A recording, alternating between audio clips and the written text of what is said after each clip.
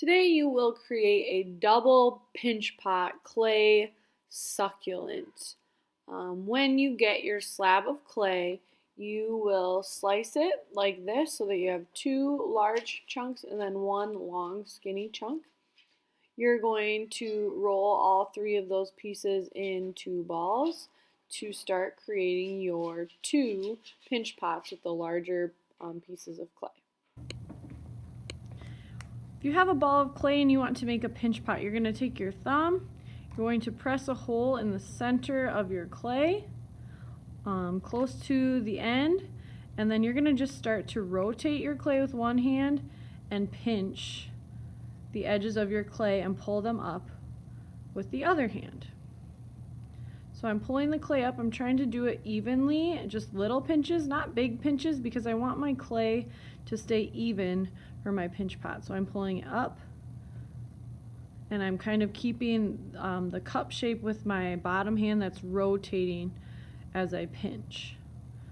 So you're doing two things at once until your clay is about as thin as a cookie. Now if your clay is too thick, it will take too long to dry and it might blow up in the kiln. So right now it's a little bit too thick still. If it's too thin, it could break really easily as it dries. So we want to have it just right, about as thin as a cookie. Our clay is always about as thin as a cookie. So that is how I would make a basic pinch pot. And now once I have made two pinch pots, I'm going to fuse them together.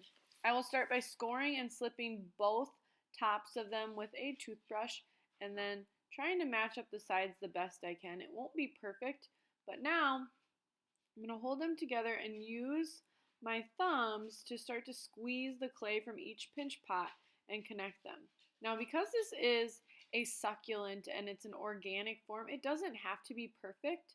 So the hand that's holding your two pinch pots is going to need to be gentle so you don't squish them, and then the other hand is going to have to be firm to smooth out that clay and fuse the two pinch pots together.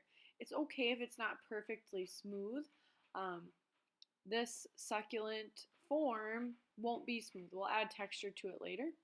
After these are fused together, take a tool and make sure you get a hole through the top or the bottom of it. That way this does not blow up in the kiln. We don't want any air bubbles. Now I'm going to start to think about what I want to add to this form for clay pieces and texture to make it my own. When I do this, I'm taking the rest of the clay that I have left and I'm going to flatten it with the palm of my hand so that I can start to cut and make shapes out of it. So I'm going to make a cactus arm by cutting a shape out of my clay. Again, if I use my palm to flatten my clay, still making sure it's as thin or as thick as a cookie.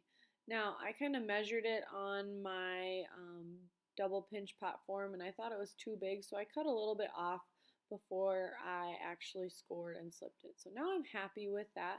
So remember when you're making things, if it doesn't fit or it's not right, you can fix it before you add it. So now I scored and slipped it with water and my toothbrush. That's how we score and slip. I placed it on the spot and now I'm attaching also. So even after you score and slip, you use your finger to smooth everything out. Notice how this is only sticking out about 1.5 inches, and I'm really working hard to make it smooth so that there's no cracks and that everything is attached really well so that it doesn't fall off. You're welcome to then add texture with any tools you choose. I'm using this green tool to kind of just make a texture on mine that will look really cool when I add color.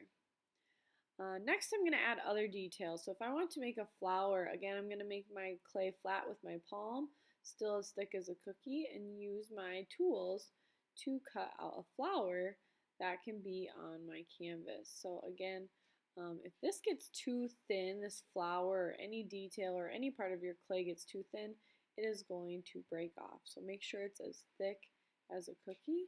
Now I will be kind of forming each petal to make them look real and organic.